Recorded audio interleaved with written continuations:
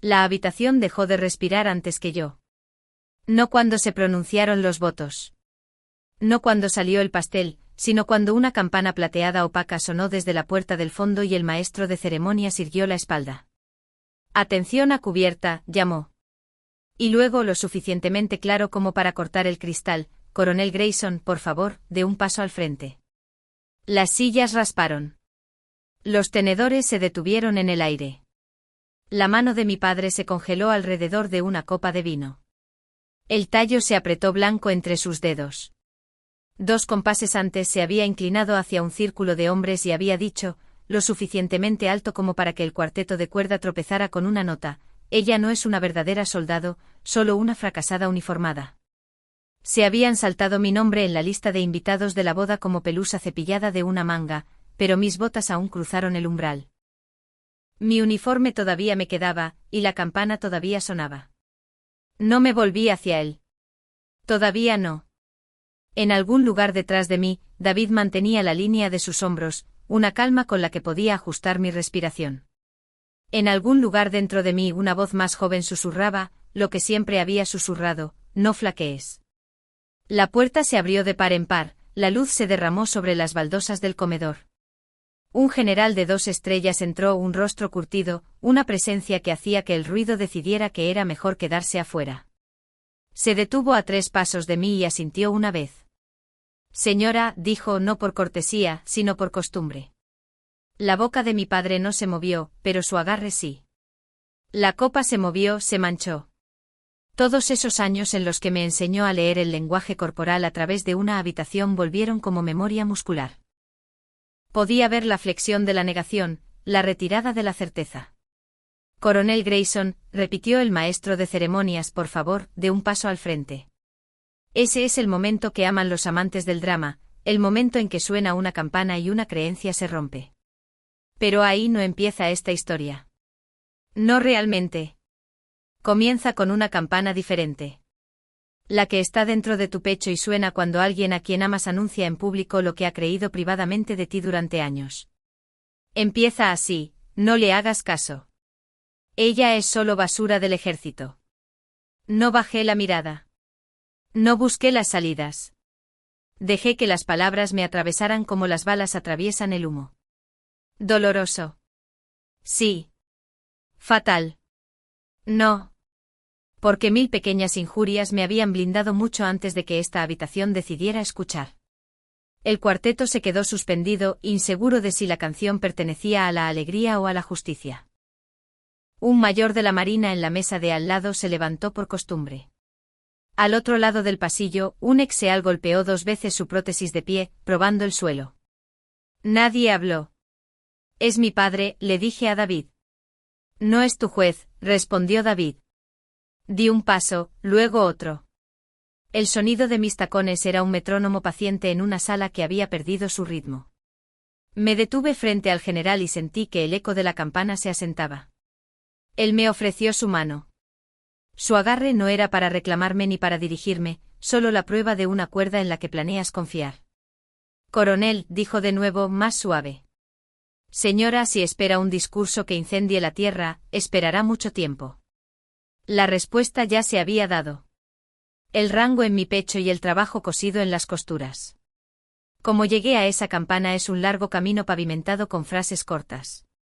Mi padre se especializaba en frases cortas. «Mantente recta. Continúa. No te avergüences». Me enseñaron la postura, no la presencia. La presencia, aprendí, es lo que queda cuando alguien intenta reducirte a un chiste y descubre que no estás hecha del material que se doblega. El día había comenzado limpio. La capilla del fuerte Meyer vestía la mañana como lino planchado. Mi escolta, 4 soldados, 2 infantes de marina y aviadores formaron el pasillo como juramento, no como adorno. Llevaba un traje de servicio blanco sin velo, el pelo recogido en una trenza apretada. La invitación que había enviado 3 semanas antes regresó con una sola casilla marcada: un invitado. Sin nombre, sin nota. La registré como un hecho, no como un sentimiento. Mantuvimos la ceremonia corta. Los votos no eran poesía. Eran órdenes que nos dábamos a nosotros mismos para servir en el caos y en la calma, para honrar lo que construimos y proteger quienes nos convertimos. En la recepción, la habitación hablaba la gramática de nuestras vidas. Botas alineadas debajo de las sillas, chaquetas colgadas con cuidado. Alguien había colocado una bandera doblada junto a una foto de Samira, fallecida en Siria, en un banco delantero. Vi a mi padre antes de que me viera. Vestido azul, postura impecable, inflexible. Estaba con hombres de viejas historias. No aplaudió durante la recesión. No se acercó a mi mesa. Cuando finalmente habló, apuntó más allá de mí. Ella no es una verdadera soldado, dijo, dejando que las palabras eligieran su volumen. Solo una fracasada uniformada. Cayeron con un familiar tud. Esa es la cosa sobre los insultos de la familia. No te sorprenden. Te recuerdan. La sorpresa pertenece a todos los demás. Los invitados, los músicos, el hombre con la prótesis que de repente parecía que iba a levantarse porque sentarse se sentía mal. Y entonces la campana. Atención a cubierta. El general. El asentimiento. Mi nombre dicho correctamente. La cara de mi padre perdió color como una bandera pierde luz al anochecer. Lento al principio, luego más allá de toda discusión. Su copa se inclinó. Una gota de vino se derramó por el borde y dejó un oscuro cometa en su camisa. Nadie se rió. El respeto no es una broma. Y en esa sala, finalmente había elegido un bando. Si quieres la historia completa, la tendrás. Como una casa me enseñó a sobrevivir al silencio. Como una chica mapeó West Point a la luz de una lámpara. Como una capitana mantuvo vivos los convoys en un calor que hacía ver estrellas a los hombres al mediodía. Pero por ahora, sabe esto. Tomé la mano del general porque ya había captado su significado. No tienes que gritar para que te escuchen cuando el trabajo ya está dicho. Solté su mano y encontré a David. No sonrió. No guiñó. Simplemente se mantuvo erguido como se paran los soldados cuando están orgullosos y prácticos al mismo tiempo. Espalda recta, ojos firmes, listo para cualquier orden que pudiera venir. Respiré. El eco de la campana se desvaneció. En algún lugar, un tenedor tocó porcelana. En algún otro lugar, un corazón se desbloqueó. Primera parte. El insulto entregado, recibido, respondido sin alzar la voz. El resto llevaría más tiempo. Siempre lo hace. Pero el tempo se había marcado y era mi tempo. Mi padre nunca cerraba puertas de golpe. Las cerraba con la precisión de un hombre acostumbrado a evitar que los mapas se curvaran. Así crecí. No en el caos, sino en un orden tan estricto que ahogaba cualquier otro sonido. Coronel Thomas Grayson. 3 misiones, 2 estrellas de bronce, una convicción férrea. Las hijas no podían ser soldados. Los hijos. Si él creía que los hijos nacían con licencia para luchar, para tropezar, para ser corregidos y devueltos a la línea, pero una hija. Esa era una equivocación a tolerar, no a confiar. En las reuniones familiares, cuando los parientes preguntaban cuántos hijos tenía, decía 3. Luego miraba a mis hermanos Ryan y Derek como trofeos en vitrinas pulidas. Mi nombre a menos que alguien más lo mencionara, y entonces su corrección llegaba rápido. Es la chica, no la soldado. El hogar era un museo de sus medallas de servicio con decoraciones enmarcadas, banderas dobladas cubiertas de cristal. Ni una sola fotografía familiar en la sala de estar, ni una sonrisa enmarcada en la repisa. Nuestra casa era su cuartel, y se esperaba que marcháramos dentro. Zapatos quitados antes de tocar la alfombra, luces apagadas a las 9, televisión prohibida durante la semana, cena a las 6 en punto. El silencio no era solo disciplina. Era el aire que respirábamos. Mi madre lo suavizó por un tiempo. Era profesora de literatura con una voz como una lámpara cálida. Leía poemas en la cocina y metía lavanda en mis cajones. Cuando era pequeña, susurraba que la fuerza no siempre grita. A veces simplemente se queda quieta. Pero el cáncer se la llevó rápido antes de que cumpliera 14 años. Después de eso, la casa fue un campo de entrenamiento. La lavanda se desvaneció. Su voz se había ido. Lo que quedó fue él, el coronel que entrenaba subordinados, no niños. Aprendí a sobrevivir sin hablar. A los 15 años podía planchar un uniforme más afilado que cualquier tintorería. A los 16, podía recitar los valores del ejército al revés mientras dormía. A los 17 había memorizado todo el campus de West Point de los mapas que guardaba doblados debajo del colchón. Él no lo sabía. O tal vez sí y optó por ignorarlo. Tenía la costumbre de ignorar las cosas que no encajaban en su plano. Cuando mis hermanos metían la pata, él ladraba correcciones. Cuando yo sobresalía, él no decía nada. Recuerdo una noche que Derek llegó a casa borracho con los botones de su uniforme desabrochados, la gorra perdida. Papá todavía le estrechó la mano en el desayuno. Orgulloso de ti, hijo, murmuró. La misma semana gané una competencia estatal de condición física HOTC, entre los 5 primeros en todas las categorías, incluso contra los cadetes varones. Entré con una medalla alrededor del cuello, lo suficientemente orgullosa como para olvidar cómo funcionaba la casa. Él la miró una vez, luego a mí, luego se dio la vuelta y cortó el césped. Ese fue el ritmo que logré. Él borraba. Pensarías que el silencio te endurecería como el acero, pero no es así. No al principio. Te vacía, te hace preguntarte si los ecos en tu pecho son vergüenza o determinación. Los míos se inclinaban hacia la determinación, pero solo por poco. Mis hermanos me llamaban obstinada, una van nave. Papá simplemente me llamaba la chica. Nunca cariño, nunca hija, solo la chica. Pero incluso en el silencio crece una semilla de rebelión. La mía no tomó la forma de gritar o cerrar puertas de golpe. Tomó la forma de memorizar mapas a medianoche, de entrenar en un garaje helado con un saco de arena que construí yo misma, de soñar con un lugar donde el esfuerzo importara más que la línea de sangre.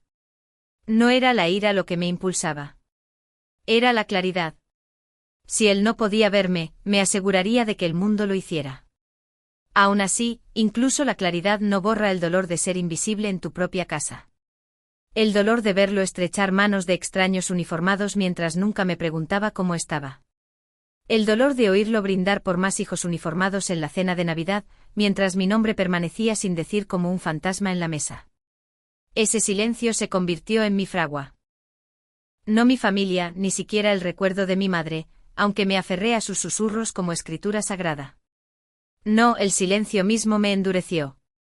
Cada vez que me borraba, me grababa más profundamente. Él pensaba que las hijas no eran soldados. Bien. Demostraría no solo que las hijas podían ser soldados, sino que algunos soldados solo existen porque el silencio los obligó a ser más fuertes que el ruido. Raíces de silencio. Ahí es donde comenzó. Raíces enterradas profundamente debajo de medallas que no eran mías, debajo de fotografías que nunca se colgaron, debajo de un padre que saludó a todas las banderas excepto a la cosida en mi corazón. Y sin embargo, cuando finalmente llegó el autobús, cuando la carta de aceptación se quedó sin abrir junto a su taza de café, todavía quería que me mirara una vez. Solo una vez. Pero esa es la cosa sobre el silencio. Nunca te da lo que pides, solo lo que te ganas. La rebelión en mi casa no sonó a puertas que se cierran de golpe. Sonó a zapatillas en el suelo helado del garaje a las 5 de la madrugada, a la cuerda golpeando el hormigón, al aliento golpeando el aire tan fuerte que se volvía blanco antes de desaparecer. Mientras mi hermano dormía, yo entrenaba. Mientras papá pulía medallas en silencio, contaba flexiones y practicaba dominadas en una barra que yo misma había atornillado a las vigas. Cada repetición susurraba la misma desafío. No me desvaneceré. En la escuela, nadie lo sabía. Era callada, casi demasiado callada, pero llevaba un secreto cada noche. Después de las tareas, desplegaba los mapas de West Point confiscados de debajo de mi colchón. Trazaba caminos con el dedo, memorizaba cuadrángulos, torres de capillas, esplanadas. Mientras otras chicas trazaban peinados de revistas, yo trazaba cuarteles. Cuando le dije a papá que iba a solicitar la admisión, no gritó. No me lo prohibió. Hizo algo peor. Se rió. Un sonido corto y ladrado. Luego se apartó de la mesa, dejó su cena a medio comer y salió. Despido. Esa fue su arma. Ninguna discusión, ningún reconocimiento, solo ausencia. El día que llegó la carta de aceptación, la dejé en el mostrador junto a su taza de café. Esperé el sonido de él leyéndola, incluso un atisbo de reconocimiento, pero el papel permaneció intacto hasta que me fui a la escuela. Cuando regresé a casa, había desaparecido, reemplazada por la misma taza, ahora vacía, como si nunca hubiera existido. 3 meses después, me llevó a la estación de autobuses, no a West Point, solo al Greyhound. Abrió el maletero, puso mis maletas en el pavimento y me entregó un sobre blanco liso. Dentro había un cheque por $500 y una nota mecanografiada en su vieja máquina de escribir militar. Necesitarás botas. No te avergüences. Sin firma, sin despedida. Ni siquiera esperó a que el autobús arrancara. Ese fue el día que dejé de intentar ganármelo. Pero dejar la persecución no borró la herida. Sentada en ese autobús viendo cómo los campos de maíz se convertían en bosques y luego en ciudades, sentí 2 corrientes luchando dentro de mí. El dolor por lo que nunca tendría y una sombría determinación para demostrar que la ausencia podía forjar tanto como destruir. Cuando el autobús llegó a Nueva York, cuando puse un pie en el campus por primera vez, sentí que algo cambiaba. No orgullo, ni siquiera alivio. Pertenencia. El aire olía a almidón y asfalto. Cadetes de gris se movían con la confianza apresurada de personas que medían el valor por el coraje, no por los apellidos. Por primera vez, no era la chica. Era una cadete. El entrenamiento no se preocupaba por el silencio de mi padre. Le importaba lo rápido que podía correr una milla. Que también podía liderar bajo presión, cuántas noches podía mantenerse alerta con 3 horas de sueño y un equipo de fuego que dependía de mi voz. Al principio fui promedio. Mi voz temblaba cuando gritaba órdenes. Mis manos fallaban en los nudos. Pero el promedio no era suficiente para alguien que había crecido invisible. Así que trabajé. Cada amanecer, cada atardecer, cada hora que otros pasaban llamando a casa, yo la pasaba en ejercicios, en salas de estudio, en el campo de obstáculos. No había llamadas para que yo hiciera. Papá no contestaba. Ryan y Derek tenían sus propios fracasos que gestionar. Dejé de marcar por completo. Cuando llegó la graduación, otros se colocaron sus insignias con los padres radiantes. Yo me coloqué las mías sola. El asiento reservado para padre de la cadete Grayson estaba vacío. Nadie hizo preguntas. Quizás lo sabían, quizás no. Ese asiento vacío me quemó más que las noches sin dormir, más que las palmas magulladas. Fue la prueba de la elección que había hecho de usar un uniforme, no por él, ni siquiera por la familia, sino por mí. Elegir el uniforme ya no era rebelión. Era supervivencia. Era identidad. Era mío. Y aunque me lo puse esa mañana, todavía podía escuchar su voz en el fondo de mi memoria. Nunca serás una verdadera soldado. Pero lo era. El uniforme lo demostraba. El silencio lo demostraba. Cada paso que di desde la estación de autobuses lo demostraba. Elegí el uniforme. Y al elegirlo me elegí a mí misma. En West Point, a nadie le importaba lo que pensaba tu padre de ti.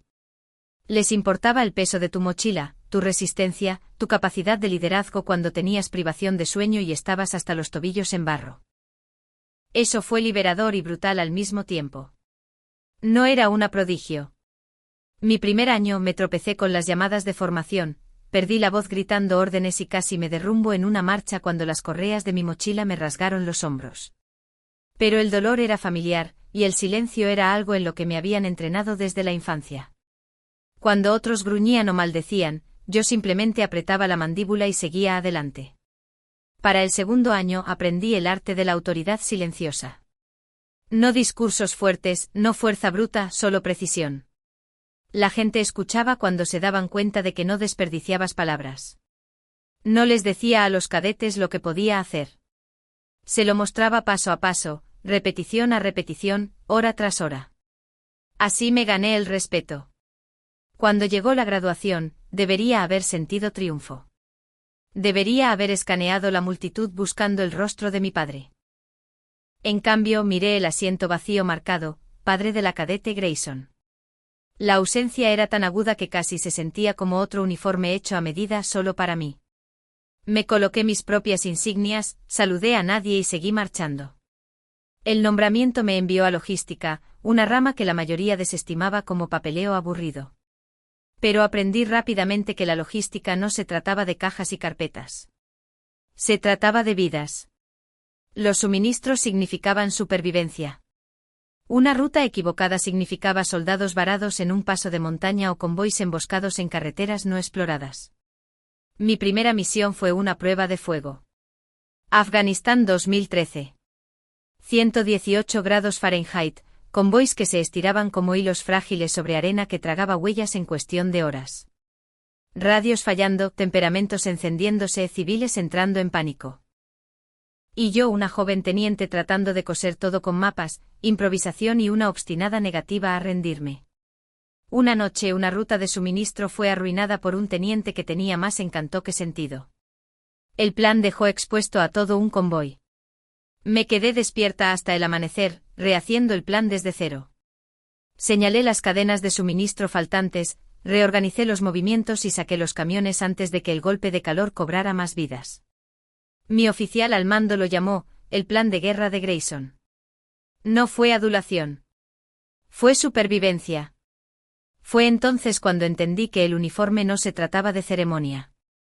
Se trataba de responsabilidad. Significaba que no dormías hasta que otros estaban a salvo. Significaba llevar un peso que nadie veía y rara vez aplaudía. La promoción llegó constantemente de teniente a capitana, de capitana a mayor. Cada raya era una victoria silenciosa que nadie en casa reconocía. La única vez que le envié una foto a mi padre, la devolvió sin abrir. Otra vez cuando se publicó un artículo que había escrito sobre el mando femenino en el combate de apoyo, me dejó un mensaje de voz de 10 segundos. Así que ahora estás dando entrevistas. Ten cuidado. Ninguna felicitación, ningún reconocimiento, solo una advertencia como si el éxito fuera una responsabilidad. El silencio no me rompió. Me afinó. Cada carta sin respuesta, cada sobre sin abrir me enseñó a liderar sin esperar aplausos. A medir mi valía, no por quien aplaudía, sino por quien sobrevivía. Para mi cuarta misión dirigía operaciones en líneas de la OTAN, convoys, evacuaciones, misiones de entrenamiento. Mis equipos no me cuestionaban. Seguían porque confiaban en que nunca los enviaría a donde yo no iría. Esa confianza era oxígeno. Me mantuvo viva en un mundo donde mi propia familia actuaba como si yo no existiera. Cada misión, cada soldado regresaba a casa sano y salvo. Cada sistema mejorado. Esa fue mi respuesta al silencio de mi padre. No palabras, no confrontación. Resultados. Gana todo. No esperes nada. Me lo susurré a mí misma en mi primer día en West Point. Para entonces era menos un mantra y más una cicatriz que había sanado hasta convertirse en piel. Ya no solo llevaba el uniforme. Me estaba convirtiendo en él. Mi padre y yo vivíamos en el mismo país, pero en universos paralelos. En su mundo, él seguía siendo el coronel. Daba discursos en eventos de veteranos, se mantenía erguido en desfiles, estrechaba manos de extraños uniformados y contaba historias que comenzaban con en el 91. Los periódicos locales lo citaban sobre lealtad y sacrificio como si él hubiera inventado las palabras. En el mío, yo ascendía silenciosamente. Capitana, luego mayor, luego teniente coronel. Mis ascensos no aparecían en los titulares de los periódicos.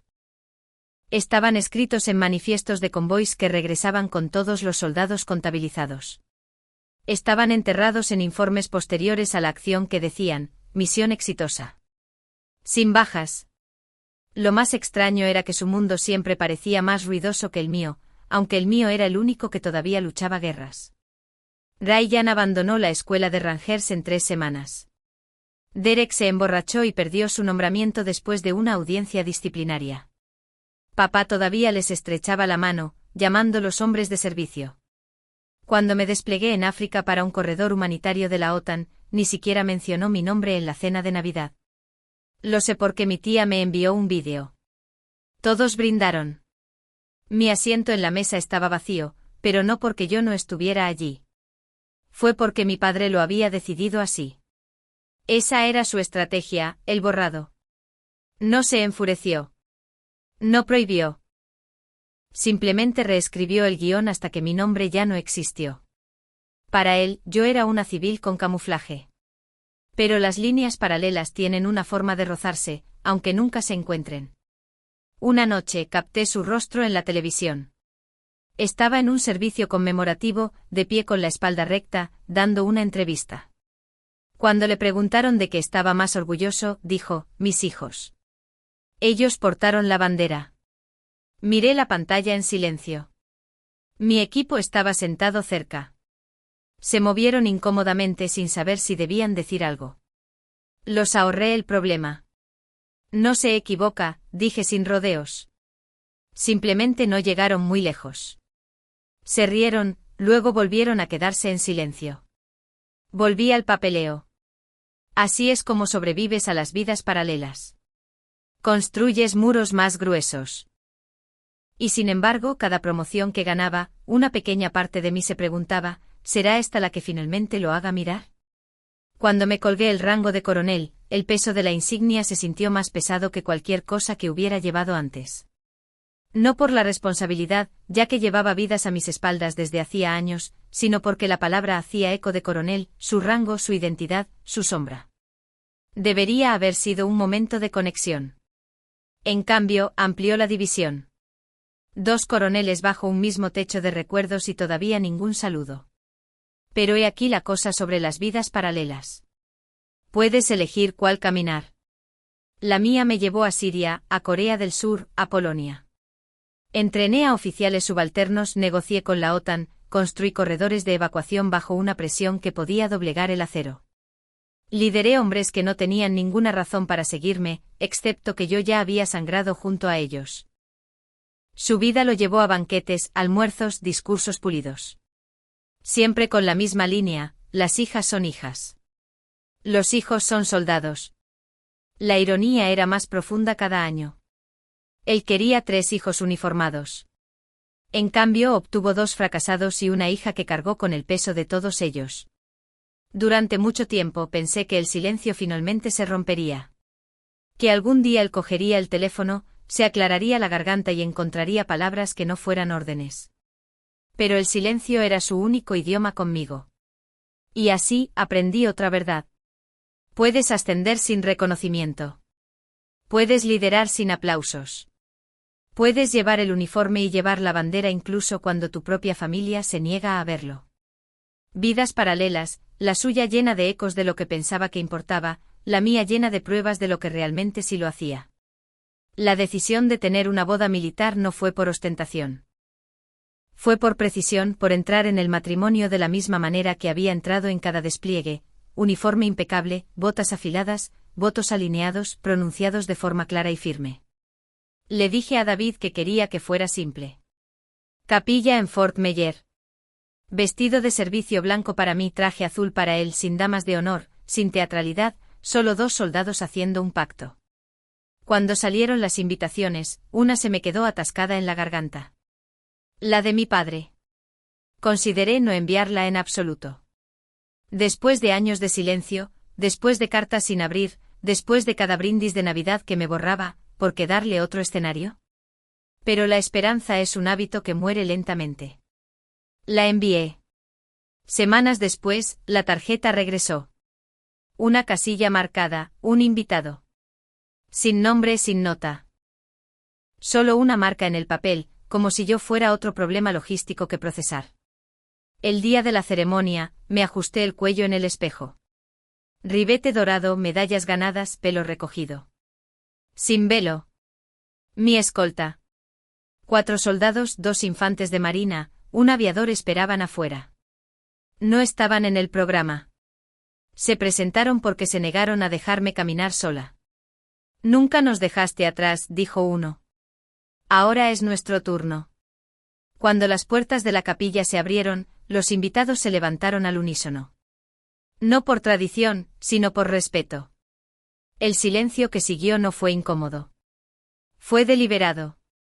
David me esperaba en el altar, hombros rectos, ojos firmes, sin grandes gestos, sin una sonrisa performativa, solo presencia. Eso era lo que más amaba de él.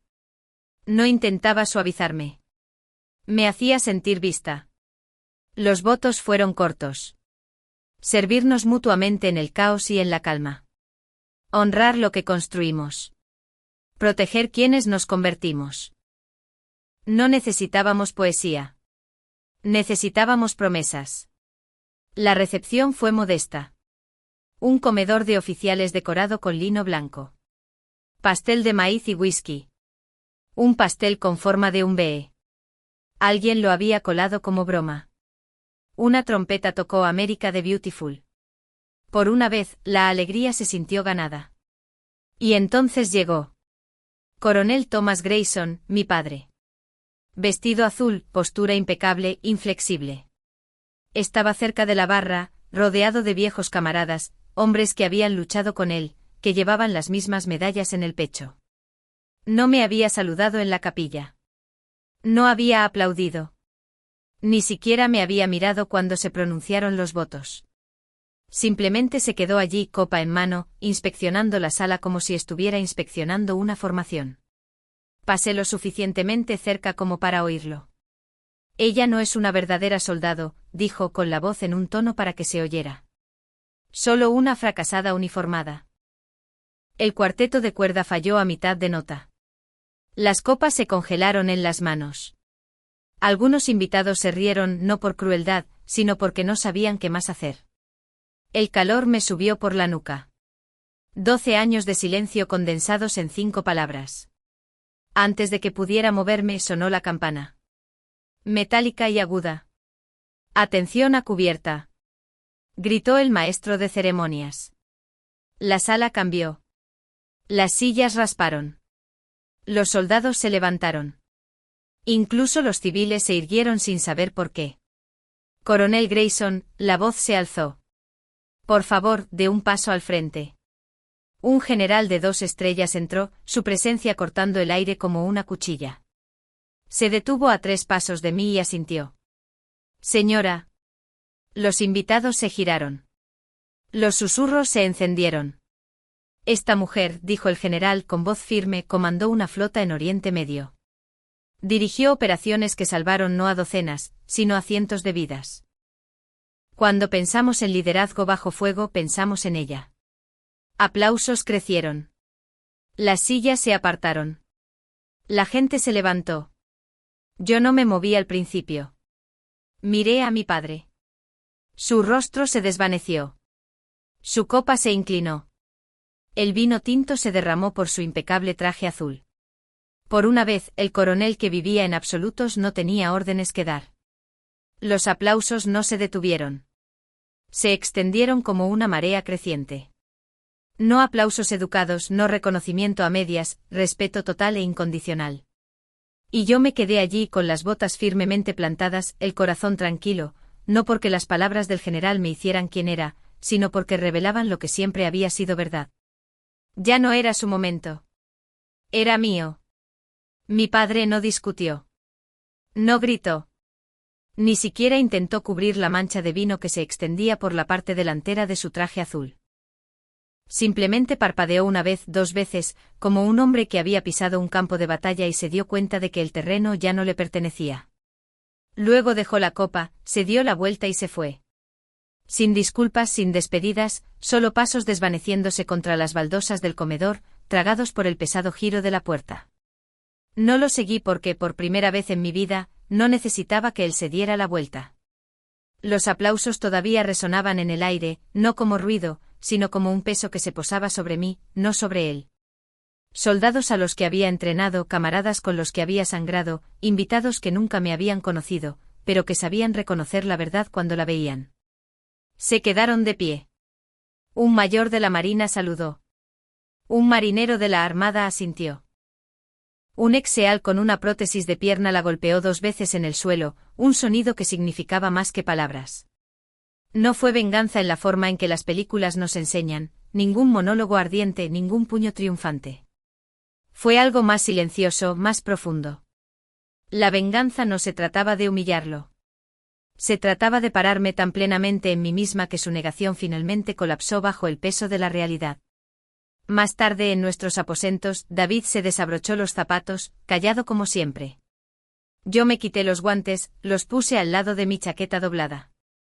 Las medallas en mi pecho captaron la luz de la luna. Me llamó fracasada, dije por fin. David no discutió, no se apresuró a consolar. Simplemente preguntó, ¿lo crees? Miré el uniforme apoyado en la silla. Hileras de condecoraciones, insignias ganadas de forma difícil. Pensé en convoys redirigidos bajo fuego, soldados traídos a casa vivos, noches pasadas redactando órdenes a la luz de una linterna para que otros pudieran despertar respirando. No, susurré. No lo creo. David asintió una vez, firme como un oficial aprobando un plan. Eso fue suficiente. Pasaron los días, luego las semanas. La historia de mi boda no salió en los periódicos. Nadie escribió sobre los aplausos o la mancha de vino, pero la gente lo recordó. Los que importaban lo llevaron consigo. Y luego, meses después, llegó un paquete por correo. Sin dirección de remitente. Dentro había una sola fotografía. El césped de la capilla, blanco y negro granulado. En la esquina, detrás de un pilar, estaba mi padre, espalda recta, cabeza inclinada, observando. Sin nota, sin firma, solo la imagen. La guardé no porque necesitara pruebas de que había venido, sino porque me recordaba lo que finalmente había aceptado. No necesitaba su reconocimiento para existir. No necesitaba su saludo para ponerme de pie. Pero quizás, solo quizás, él había aprendido a verme, aunque fuera demasiado tarde para decirlo. 3 meses después, me invitaron a hablar en Fort Belvoir. El tema, el mando moderno en transición, mujeres en roles de liderazgo. Al principio dudé. No quería ser una ficha de exhibición. Pero luego pensé en los cadetes que aún se ajustaban el cuello 2 veces, los oficiales subalternos a los que se les decía que sonrieran más, las mujeres borradas de las listas de paso de lista. Dije que sí. Subí a ese escenario con el uniforme de gala, no como armadura, sino como reflejo ganado. No usé diapositivas ni citas. Conté la verdad sobre los convoys, sobre los errores, sobre el liderazgo. Eso significa mantenerse firme cuando todos los demás corren. Cité no generales, no familia, sino mi equipo, su temple, su silencio, su confianza. Cuando terminó la charla, la ovación subió como una marea. No estruendosa, sino constante. Respeto que no necesitaba teatralidad. Y en la parte de atrás, cerca de las puertas, estaba mi padre. Sin uniforme, sin medallas, solo él. Mayor, más pequeño. Esperó hasta que la multitud salió, luego se acercó. Señora, dijo extendiendo la mano. No, hija, no la chica. Señora. La estreché con firmeza, con firmeza. Lo hiciste bien, dijo, luego hizo una pausa, con los ojos inciertos. Nunca supe cómo presentarme para una hija uniformada. Eso es culpa mía. Tengo que ponerme al día si me dejas. No era una súplica. No era absolución. Era reconocimiento. Por una vez suficiente. Esa noche, de vuelta en casa, David me entregó una carta, letra familiar escrita a mano. No puedo retractarme de lo que dije, pero tu esposo tenía razón. Tú no solo eras su oficial al mando. Siempre fuiste la mía. Simplemente me negué a saludar. No lloré. Sonreí, no porque necesitara las palabras, sino porque finalmente eligió usarlas. Y esa es la lección que llevo, la que quiero que tú también lleves. A veces la venganza no se trata de demostrar que alguien está equivocado. Se trata de demostrarte a ti misma que tienes razón tan completa y constantemente que ya no pueden apartar la mirada. Así que si se saltan tu nombre en una lista, en una sala, en una familia, déjalos estar de pie de todos modos, trabajar de todos modos, vivir de todos modos. Un día el mundo se pondrá de pie cuando entres, y aquellos que te borraron se darán cuenta, demasiado tarde, de lo que perdieron. El respeto no se hereda. No se regala. Se gana. Y una vez que lo ganas, nunca más tienes que pedirlo. Te saludamos. Y si nadie más lo hace, nosotros lo haremos.